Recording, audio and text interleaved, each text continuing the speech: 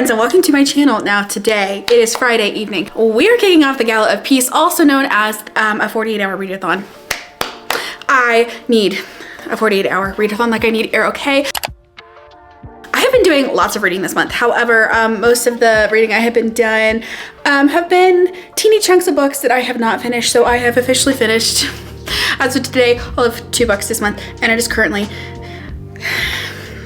March 14th. I don't know how it happened either. So that being said, instead of finishing the books that I'm in the middle of, we are going to be starting a couple of books.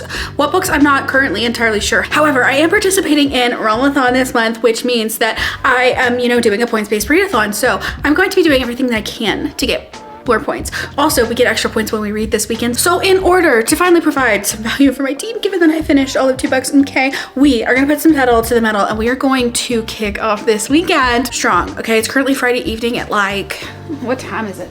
It is currently 6:16 on Friday evening. I don't know what I'm gonna have for dinner. I do not know anything. So I'm going into this weekend with absolutely no preparation because I'm currently in the middle of City Brass and I'm also currently in the middle of A Strange Hymn. We might circle back and finish some of those, but instead of making more progress in those tonight, we are going to completely switch gears, okay? I think I need a palate cleanser, okay? I am going to start off with The Walrus by Abby Jimenez. Now this is one of my local book club's pick for March. I couldn't remember what March even was, but this is a literal 98-page book and there is an audiobook for it. So I'm gonna kick off the audiobook while I kind of putter around. I need to clean up my house for the weekend. I also need to maybe make a grocery order because I have no food. However, we're gonna do that. I need to put literally every device I have onto charge because it is currently we're in the middle of a windstorm. I, like many other people in the world at the moment, having some real crazy weather, okay? It's super aggressively windy. So just in case we do happen to lose power, I will hopefully be prepared, which means my Kindle's currently at 10%. So she needs to be charging while I listen to an audiobook, but also my phone is at like 12% at the moment because I'm just kind of all over the place. Again, zero preparation. So tonight we're gonna get my act together just a little bit more. And then tomorrow we are going to spend quite literally all day reading. And then I'm going to spend quite literally all day Sunday also reading. I have 0 plans this weekend other than reading and I'm so excited about it. So let us begin, shall we?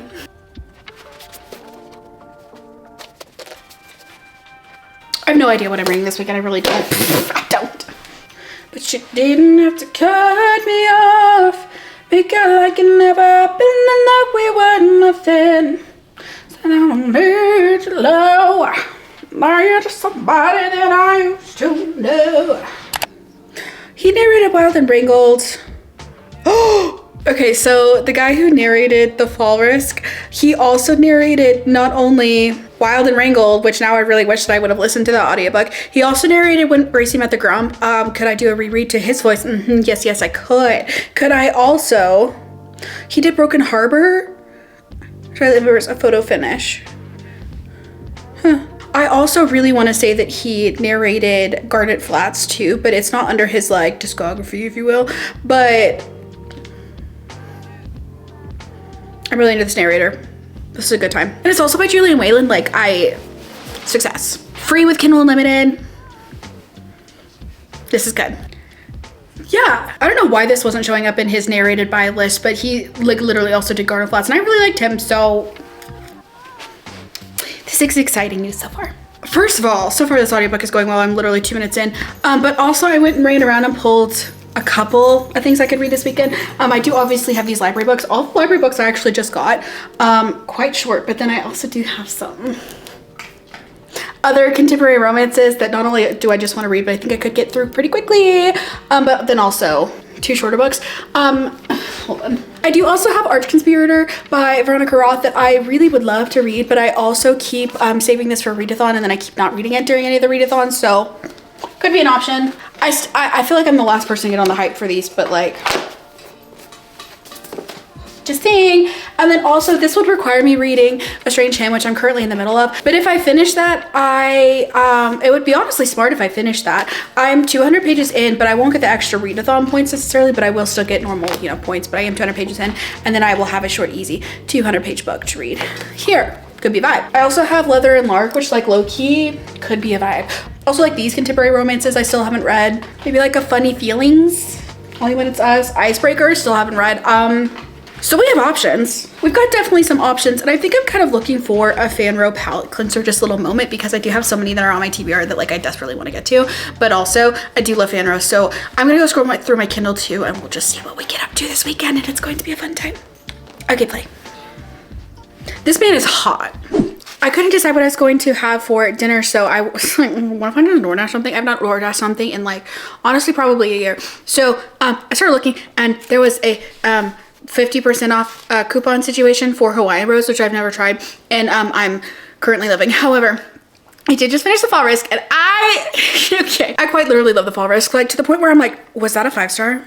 I think it would hit at the exact perfect time. There were so many like corny jokes, but I was kind of in the mood for just like a corny, cheesy tree pun. So Charlotte and Seth basically are apartment neighbors, and there's some sort of maintenance situation. They take down the stairwell and they're on the 2nd floor to their apartments on accident. They meant to, I guess, take down the one next to them. So they're like, well, I guess we're trapped in our apartment for the week. I guess, do you like want a coffee or something? So they kind of have this like meet cute situation, and it actually is so cute. And so he's an arborist technically. His whole thing is trees. Trunk stability is very important in his line of work. I quite literally was just giggling along the whole time. It quite exactly was exactly what I needed, and it was so fun. It was technically an hour and 48-minute long audiobook, so I listened to it in like a sprint and a half. So I am like, I've got my food. I'm so set right now. I got all my dishes done. The robot vacuum has been ran, and I am ready to sit here and rot for the rest of the evening. However, now that that's finished, I don't know what I'm gonna do.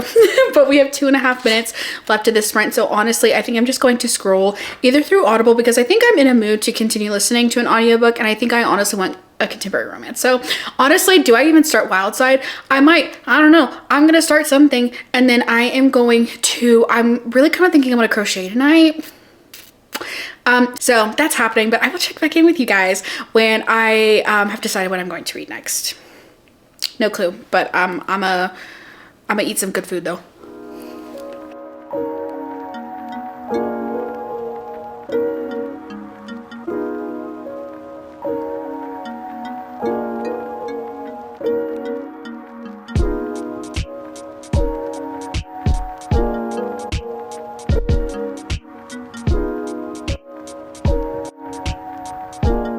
Okay, I have managed to finish not only A Strange Hymn out of kind of absolutely nowhere. I am now like 37% of the way through. I'm 40% of the way through The Emperor of Evening Stars. Okay, I specifically was like, okay, so I am already in the middle of A Strange Hymn. I feel like I should just go ahead and finish that out. And given that I'm halfway through it, I might as well just finish at least one of the books that I am, in fact, halfway through. It was going to be 200 pages to finish another book. And while I was not going to be able to count the extra, like, I finished this completely during the Gala of Peace, it at least was going to be something that I would feel good about momentum-wise. Like, it was going to not only get a book off my physical TBR, which has been sitting on my physical TBR for a very long time, but then it was going to make me feel good because I finished a book, which did accomplish both of those things. But then I also would have The Emperor of Evening Stars, yet another 200-page book that I would be able to finish fairly quickly. Now, yeah, I'm dropping stitches entirely. I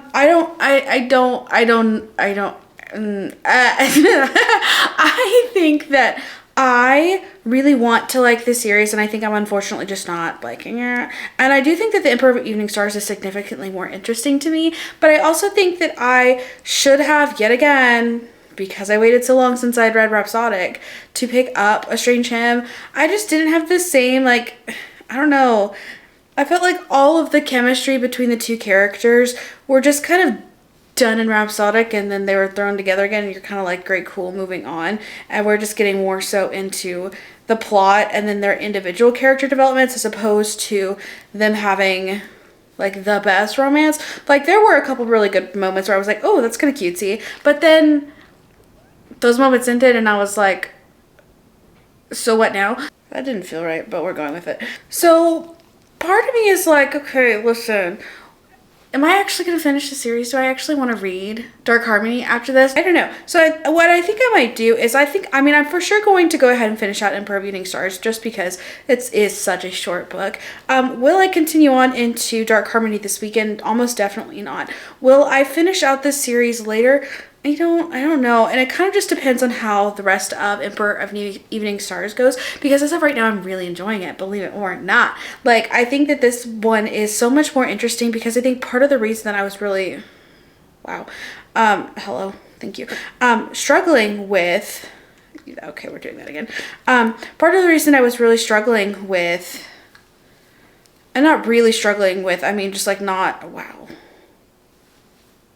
completely obsessed with Estranged Him was just because I didn't feel as connected to Des. He wasn't a love interest that I was like, ooh, yeah, not book boyfriend material. No, unfortunately, no, he was not in Estranged Him. But now getting to see his backstory, I'm like, wait, no, but wait. So I don't know. I think this overall so far is being very much so a 3-star series. And I don't know. I partially feel like I have other things that I would prefer to read over another 3-star series, but at the same time, like, I'm not having a bad time. So that's where we're at with that. That's that on that.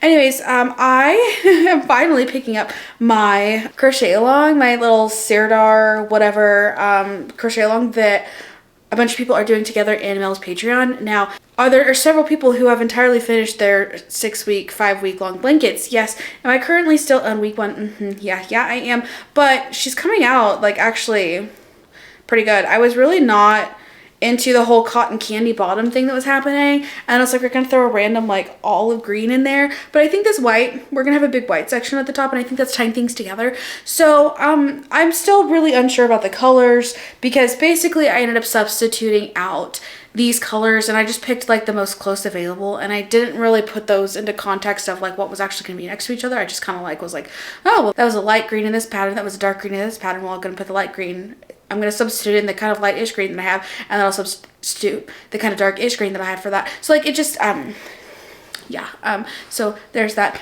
However, that being said, part of me kind of wants to finish out this row, but also it's currently 1:27 a.m. We ended up sprinting for like 7 hours, which honestly was so good. And because we had so many longer sprints, I felt like I was able to actually focus long enough and actually get a good amount of reading done during sprints. However, we ended up sprinting until Cassidy's midnight, which is, my 1 a.m. And then I wanted to, finish the specific portion of the row that I was on. And then I just kind of like kept crocheting here for a minute, kept just kind of listening here for a minute. So it's now 1:30. Katie has sprints at 8 a.m. in the morning. Do I think that I messed that up again? Yes, I did. Wow, nice. What? Okay, I think this is my sign that I need to stop and go to bed. There we go. I'm like crocheting in chain spaces, and then I keep accidentally crocheting in the chain below the chain space instead of the natural space, and I'm like, that's not no meum. Control delete, finish the stitch. So anyways, I kind of really thoroughly doubt that I will be up at 8 a.m. to do reading sprints. However, I think my normal Saturday alarm is in fact set to 8 a.m. So we'll just kind of see what we get up to in the morning. And then I will go ahead and try to finish out Emperor of Evening Stars. And then we'll switch into, I'm really kind of wanting to read Blood Fever. But I also kind of want a contemporary romance. Honestly, The Fall Risk was so good that I'm like, was it contemporary romance that it was so good, or was Fall Risk so good? I think Fall Risk was just so good. But also I think I might be in the mood for a contemporary. So we shall see where that leaves us. See, the hard part about crochet is that, like, if you're in the middle of a row and you're just, like, going, low-key, it's hard to just stop going, you know? Like, I'm kind of in a flow state here, doggy. Okay, I can't. And what's funny to me is that I feel like I have been crocheting for a good amount of time. All I have managed to do was quite literally tonight from this green up to the first part of this white row. Like that's it. That's quite all.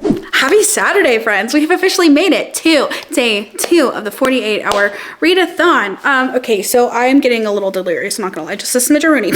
I feel. Now, I do have some reading updates for you all. Number one. Did I actually update on You on a Strange Time yesterday? I feel like that was 18 years ago. I'm pretty sure that I did, but I did finish this, which I then picked up The Emperor of Evening Stars. I also feel like every time I talk about this, I keep trying to call it Emperor of Fallen Stars. So if I've actually said that aloud, it's Evening Stars for tax. However, I did finish both of these. Now, I was a little smidgeroony concerned that I was gonna leave the ending of this book just being like, I just don't really care, because I left the ending of this book. Honestly, after sleeping on it, I was like, okay, like that's fine, we're moving on. So, however, The Emperor of Evening Stars, I think it kind of fixed a good portion of my issues, being that I didn't like Des, and I felt like because I wasn't really convinced on their chemistry as a couple, because I read Rhapsodic like 16 years ago. So getting able to see a couple of those particular scenes retold from his perspective was like, oh yeah, here's kind of why we like him. Do I like him? I mean, I like him. Do I love him? No, still. So I'm definitely leaning like, this is definitely 3 stars for me, but at one point I was really considering not only DNFing the series, but also just like DNFing in the middle of this book. So we were able to pull that out at the end. However, I will be continuing on in Dark Harmony at some point later. Not now, but later.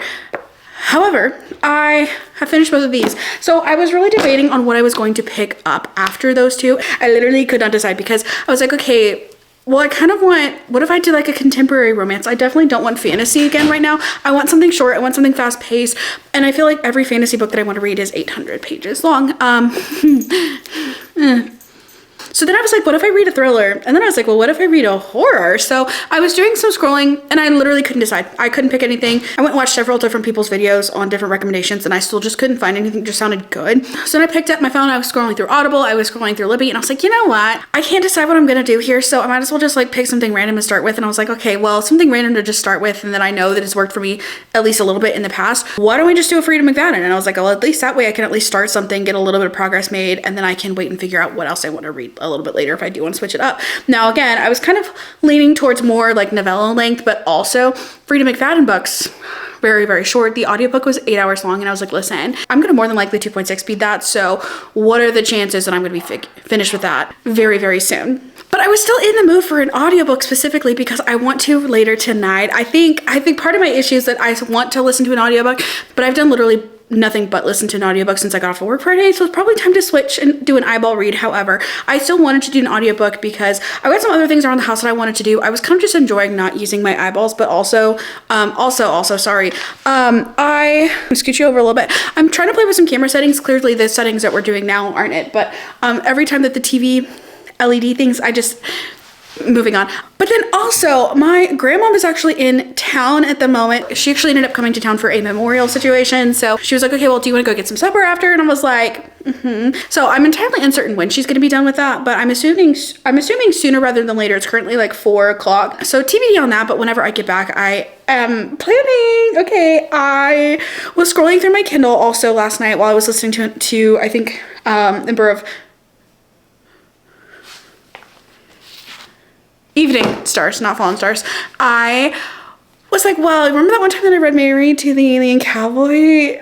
And you know how short those books are. What if I just read book 2? And I did in fact already have book 2 downloaded. So what if I just read that? But I also really specifically, my library hold for Blood Fever actually is about to be up. So I really specifically wanted to read that. So I might read either of those two tonight, but I definitely am in the mood to eyeball binge a book. So I'm going to continue. I need to clean my bathroom and do a couple other random house things that I, said I was going to do yesterday that I kind of started doing yesterday and then I didn't finish. So I was like, well, I guess I'll just take advantage of the audiobook moment for a little bit longer. So I'm going to do all of that. So all that being said, I'm in this really big indecisive. I don't know. I think mostly because there are several fan rows specifically that I would really love to read, but they're all 800 pages. So I don't know, but we are vibing. Okay, we are in fact vibing. So I did pick up Do Not Disturb. I was scrolling through the options that were on always available at my library. There were a couple. I kind of just picked the most interesting sounding one, but I did kind of shoot myself in the foot a little bit because this is not an urban setting. I was like, if I would have picked literally any other Freedom McFaddens, would those have been urban settings? And then the more that I think about it, I was like, no, they're literally all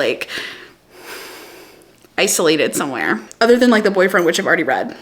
So I wouldn't have gotten the bonus points for any of those anyway. So I did end up picking Do Not Disturb. This book Quinn. Okay, so big fat trigger warnings for domestic violence immediately going into this book. So Quinn is just kind of like living her cutesy little life, and when she moves back to her hometown, she's got a job at the bank. She's working 9 to 5, and then some handsome man just sits down in her seat at the bank, and she ends up having to help him. And then he was like, yeah, so basically I'm gonna marry you. And she was like, haha, yeah, right. So they end up getting married a year later. And come to find out, he is very abusive. And then one day she ends up coming home from work early because they let him go for a conference or whatever. So she gets there, he's at home, and he's like, why are you home early? You must be cheating on somebody, right? That's why you're home early. And it's like, whoever small adult it. But he ends up, I see, I'm trying to see, I feel like I'm in kind of a silly goofy mood. However, the intro to this book is very not silly goofy. He ends up going after her, and she ends up killing him. So she is now, okay, here's my 2 options. I can either go to the police and say, hey, this is self-defense, or I can run. So she chooses to run. She gets like not very many miles down the road before a snowstorm hits. She ends up going to this like teeny hotel. There's only a handful of rooms. The owner is kind of like piddling around doing little repair things. He's like, oh yeah, don't mind me, but let me know if you need anything. I'll be around. There's one person who apparently lives here full time, but then also a little bit ago somebody died here, and so she's getting weird vibes. She's getting real weird vibes. She's also quite literally on the run. She's trying to wait and find out, hey, did anybody find my husband's body yet? Like, do I need to panic yet? Like, what's going on? How much more time do I have? What's happening? So she's definitely in a pickle, we could say. But I think what's so entertaining about this book in particular, Freida McFadden does a lot of books where the characters tend to lean a little bit more morally gray. This one being fresh off of killing her husband, I am curious to see where that is going to end up taking us. So I'm curious what the overall stakes for this book is going to be, and I'm also curious, are we gonna get some fun, juicy, spicy, like hot goss, because Girly Pop is literally on the run. And to be clear, she wasn't in love with her husband. This is very much so a domestic violence situation. He is an abuser, so she is feeling guilty, but also like, well, you see. So I'm very intrigued by the overall dynamics of this book. I wouldn't say it's necessarily unique in any means, but you don't exactly read a Freida McFadden to be unique. You kind of just read it to have a silly, goofy little fun time. And that is in fact what I'm trying to do here. Okay, so I'm going to continue listening to that. I'm going to putter around, do a couple little things randomly here and there, and I will check back in with you when I A, have some more updates, but B, when the Saturday evening portion of this vlog hits. Oh, I'm so excited to eyeball read, believe it or not. I think because I have been listening to audiobooks all morning, all day. It's currently 4:30 p.m. I listened to audiobooks all day yesterday. I still have not actually read. Like, I've read, but I've not read. You know, like I've read, but I'm definitely ready for a format switch. Like, for sure. And I don't quite know 100% when that format switch will happen, but I am excited to eyeball read. And by eyeball read, I definitely mean that I will be reading on my Kindle, because real eyeball reading is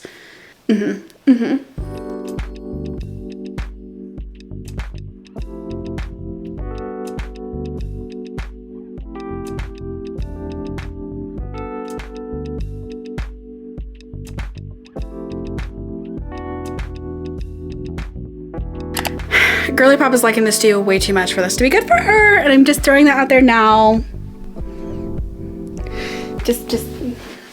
Hello friends, I just got back from having dinner with Grandma, which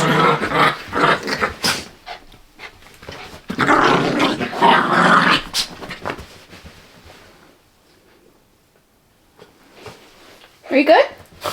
Come on. Thank you. Which turned into Oliver screaming apparently.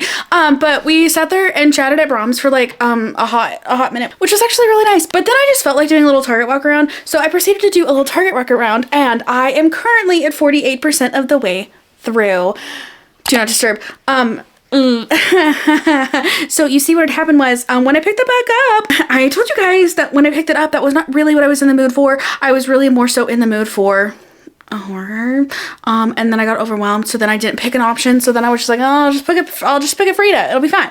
It was fine, but it wasn't fab. Okay, so I am at 48% of the way. It's fine. I just feel like we've had a whole lot of details that are just kind of like same old at this point. We actually did have at least, I wouldn't even call it semi-interesting. We did have a point of view shift, which I was intrigued by the fact that we were switching POVs, but I wasn't like intrigued necessarily by the POV itself. So I am for sure going to continue listening in this book, if nothing else, just to get to 50% so I can log it. I'm at a literal 48%. So I think I'm going to continue listening to that tomorrow because this evening, I'm still kind of torn between which two options that I want to pick, but it's currently 11 p.m. I did the Target walk around like we said, and then I went back and watched the chatty portions of all the sprints that I had missed. So basically I just took a big fat break and I kind of needed it. But I was really half debating picking up Wildside, but then I started to think, okay, well, but what if I pick up Fragile Sanctuary? Because Fragile Sanctuary, I mean, it's a romantic suspense, so maybe that'll kind of scratch the itch in my brain that I needed for... I don't know. See, I think I wanted horror specifically. Like, I wanted something spooky, and not like spooky, but I wanted something like kind of scary, but I couldn't quite decide what kind of scary I wanted. And while romantic suspense is not scary and definitely not the same thing at all, it might maybe scratch the itch better than just a straight up contemporary romance. So I think what I'm going to do is go ahead and pick up Fragile Sanctuary, which will be good because then tomorrow, Sunday, I can literally just rot and read Wildside. Now, I've been kind of putting off Wildside, which apparently has just been what I've been doing with Elsie Silver books. But I know that usually when I read her books, I do tend to read them in one sitting, or if not, in 2 sittings. But I kind of wanted it to be a late night, read it till like 3 a.m. kind of thing. And while that could be perfect for right now, wait, am I fully decided on this decision? It feels like a big decision. It's really not that big of a deal. It's literally just like it's just a silly, goofy little book. I don't know. I'm going to pick something. I will proceed. But so then the other thing about, okay, this is, I don't know what okay. The other thing about Fragile Sanctuary is that I could put it on my Kindle stand, and I feel like I will be much more likely to actually go to sleep in the middle of reading it, whereas Wildside, I feel like I'm just going to stay up the whole night. But given that it's already 11 p.m. and also I didn't sleep like super long last night, I probably should sleep tonight. So honestly, I think it would be smarter to read Fragile Sanctuary, fall asleep when I fall asleep, and then we will check back in with Wildside tomorrow. And or something else, because I still haven't read Blood Fever and I'm really kind of in the mood for it. So tomorrow's going to be a big fat eyeball reading day, and I'm excited. I really am. But like, also, do I just stay up like Good morning, friends. So after all of that talk last night, I went to sleep pretty much immediately. I was so tired last night, so I just decided, you know, I'm just gonna go to sleep. So I proceeded to wake up this morning, and I started looking at all the options that were in front of me, and I was like, you know what? Out of everything that's here, my Kindle was already open to none other than Blood Fever, and I just really felt like, yeah, this is exactly, I want silly, goofy, but still fanro, but still kind of short, fast paced, but still kind of dark, still silly, goofy. So I picked up Blood Fever, and I'm having the absolute best time. I'm currently at 46%. I feel like this book has not only gone so fast, but also has just been very, very fun. Okay, ceiling fan is off. It also brings to the forefront of at least my brain that a lot of the series that I read, i.e., a certain little bad boy back there that we have read this weekend, if you go a really long time in between books 1, books 2, it takes a lot of the momentum out of the series, and you kind of have to rebuild whatever is happening, and you may or may not successfully get that. With this series in particular, and something else like Angel's Blood by Nalini Singh, and even like Burn For Me by Alona Andrews, they do a really good job of recapping up front what the last book was. Like, this particular book had a whole prologue that low-key was like a letter from Mac to us about where she is at currently in her life, and I thought that was really nice because I definitely, you know, I last read Dark Fever in, I think, like August of last year, and finally circling back to book 2 in the series, I feel like I'm in it. Like, I don't feel like there has been that much time. So I am really enjoying the heck out of this book. So if you don't know the synopsis for this series, the series starts off with Dark Fever. Now, Dark Fever, essentially we have our girly pop Mac. I always think of the series in my head as if Legally Blonde was a fantasy romance backlist book. Like, this is exactly what it's giving.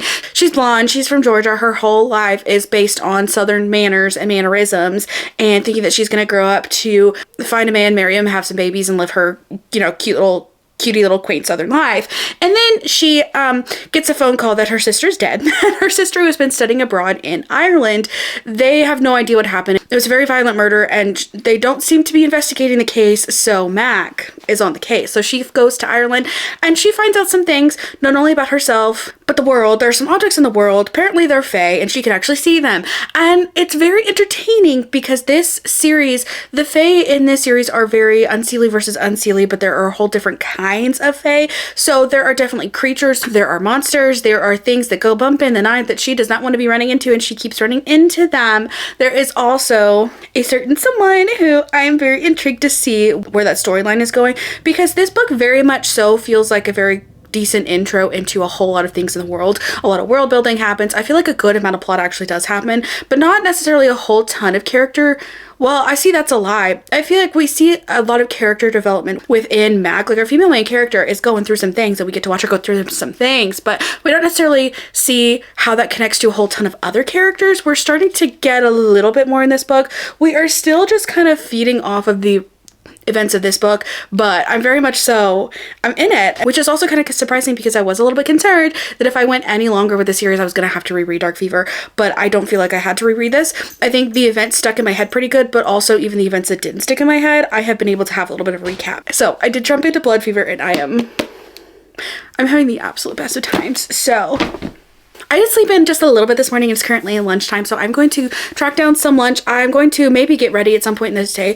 Honestly, I kind of feel like I want to just lay down, get comfy in bed, and keep reading the rest of this book, and then we'll see where the rest of the day takes us, because honestly, I feel like being easy on myself.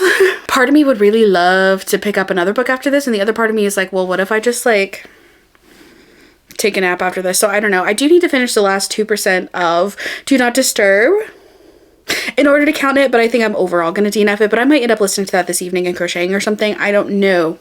We shall find out. I'm currently unsure. However, what I am sure about is that I need to attempt to assess the situation that's happening here all the way around me. I need some lunch. I need to feed the dogs. I need to... Honestly, that's pretty much it, because I did all my chores yesterday. I probably should do some laundry, but like I'm not dire yet, so we're going to leave that aside. So I think Sunday is shaping out to be pretty decent here. I'm so excited to keep on keeping on with this. Hello, friends. I have officially finished Blood Fever. She's a 5-star. Okay, was not prepared for not only anything that has ever happened to me ever, but especially this book. I figured that this was just gonna be a silly, goofy little hee hee ha ha kind of time, and then, okay, my friends, and then I absolutely so down bad for this book. It's so funny to me because I literally told Tori a couple days ago, I was like, I feel like if it's not a longer book, I just am not gonna like it.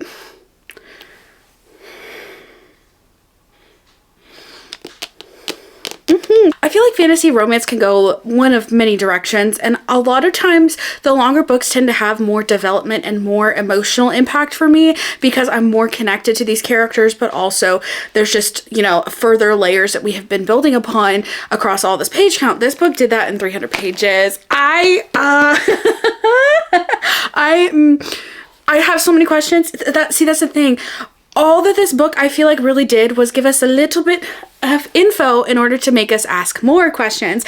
And it's funny because there's a particular bit in this book where she was like, yeah, my dad always once told me where there's 3 kinds of people. There is one person who doesn't know and doesn't know that they don't know. There's another person that knows. There's another person that doesn't know but knows enough to know that they don't know. And then there's a third person that knows. Is that the whole phrase?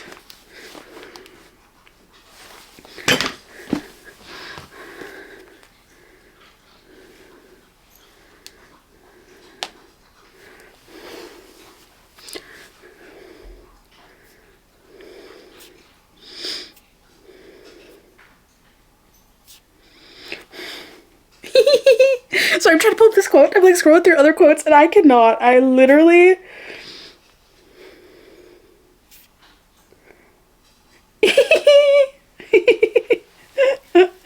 Oh, this is so good.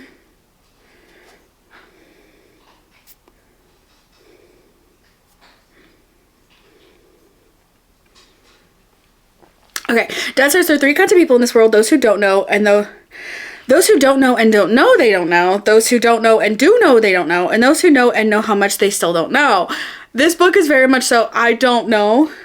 This book very much so graduated us from the don't know into the don't know And no, they don't know category, and I just like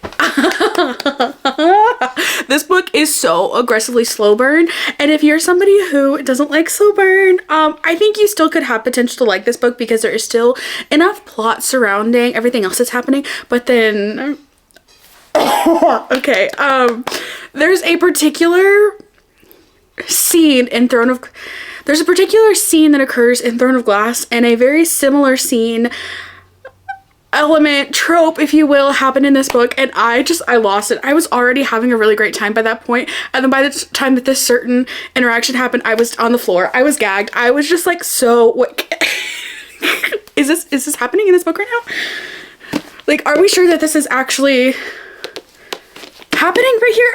Am I okay? I don't think I'm okay anymore. I am in fact not okay anymore. Which is again why we're giving this 5 stars.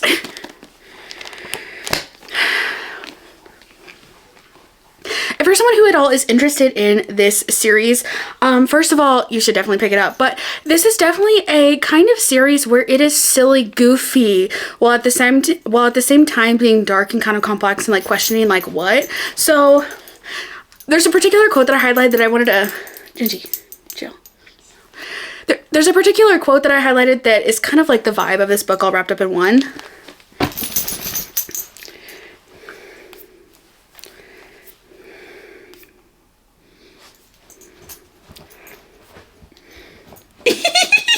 I'm sorry, I can't. I really need to go finish City of Brass after this, and all I want to do is keep reading this series, and I'm like, interesting.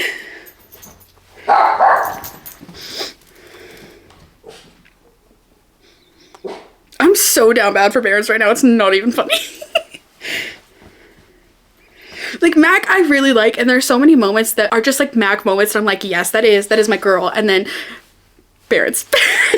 I should not have scrolled through here. Sorry, I'm looking for a specific quote, and I just like, whew, I'm good. I'm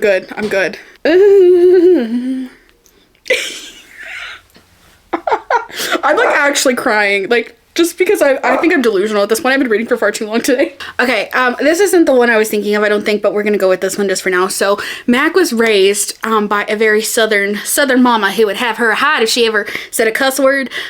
So she and her sister made up this little language where they would, hi buddy, where they would substitute different words to, you know, get their point across. The problem with that is that when you start using cuss words, regardless of if they're actual cuss words or not, they do become habit. So there are times when she uses these cuss words, and it's so funny to me because I get it. And I know that would put some people so far off of this book, but it just really like sets the scene of this girl. She's just so unapologetically herself, and regardless of how hard she tries to be anything but, she'll always be Michaela. And I love it. So in Dark Fever, her world got so aggressively mixed up, and she was really trying to figure out like where she was at in the world, who even was she, what does it all mean, like I don't know what it all means. And so in this book, she is really trying to reconcile her old self, her new self, all these changes that are happening. She just really settled into her own in this book, but there's at one point where she specifically pointed out like, hey, these people are going to try to push me around. They're not pushing me around. I'm pushing myself along with them. So this whole book was about her standing up against anything other than herself, which I absolutely loved. But there's quite literally a line that says, she said, I'm fed up with Jack Petunias like you and would like nothing more than to watch you rot slowly and painfully. And it's so good. Okay. She is strong female main character while also being girly pop. And I'm a sunshine and rainbows kind of gal, okay? And I really do loved it. She spent the ending of last book going into the beginning of this book, not necessarily trying to be somebody else, but having to figure out who she was even now because her whole world was a lie. And she has really just changed her tune while also realizing that she can in fact still be herself, and that herself was never the problem. And I want to continue the rest of the series so bad. However, I feel like I'm experiencing the most amount of whiplash because this weekend, over the 48-hour period, we not only read a really short, cutesy novella, The Fall Risk. I do kind of wish that was a full book because it was so good. And it makes me really think that I can actually continue on and read some Abby Jimenez. I thought that this novella would be a really good starting point for me because I'm so intimidated by the sheer number of books that she has on her backlist. So I feel like that was a really good entry point and an amazing 10 out of 10 start to the readathon. And then we moved into finishing a book that I had already started, and then going on into the novella after the end of the series. I now have one more book in this series to completely finish it. Do I know that I'm going to read it anytime soon? No, but am I really glad that I finally have these off of my physical TBR? Yes, I am. And then we picked up Do Not Disturb, which Freida McFadden's, while they're not my favorite books, they are really good palate cleansers for me. They're really easy to get through, very short, sweet. Was I in the mood for this? No. Did I start this just because I needed to start something and I couldn't figure out what else I wanted? Yes. Did I know that that was probably not the best scenario? Yes. So it doesn't surprise me that I DNF this. I could see myself potentially circling back to this later on when I am in more of a mood for it, but as for now, we're moving on. I feel like I don't necessarily care about it. Like I'm kind of curious about it, but that's only because I'm halfway through it. It's one of those books where you get the setup and you get a lot of setup, and I'm assuming you're gonna get more later. But I just haven't gotten to the later, but I feel like I'm just shy of the later, so I feel like I really should continue just to knock this one off the list, but also we'll see if I continue with that. If not when, probably more of an if, but we will see. And then I also read, I continue on in a series that I started last year, and it was far by time to get to it. But this is also good because while this particular book isn't on my physical TBR, I do have book 4 on my TBR. So now I just have to buy book 3 in this book.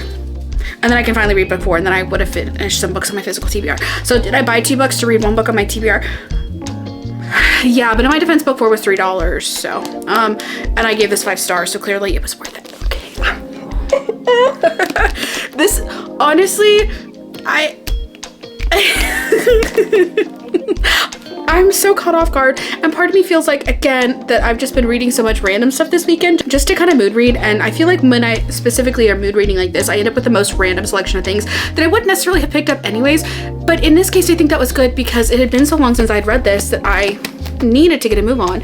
And also 2 books that I have had for literal eons, and then a short cutesy little novella that let me try an author for the first time, and then a DNF. So we had some losses, but we also had some wins this weekend, and for that I am down bad. So if you've made it this far into the video, go ahead and leave a little moon emoji or the blood drop emoji, because she's the star of the show. She is the moment. I'm sorry I keep flashing you with this light, so I'm just gonna hold it really still like this for a second. My bad. Anyways, thank you so much for watching this video. I hope you have a great rest of your day or night wherever you are, and I will catch you in the next one.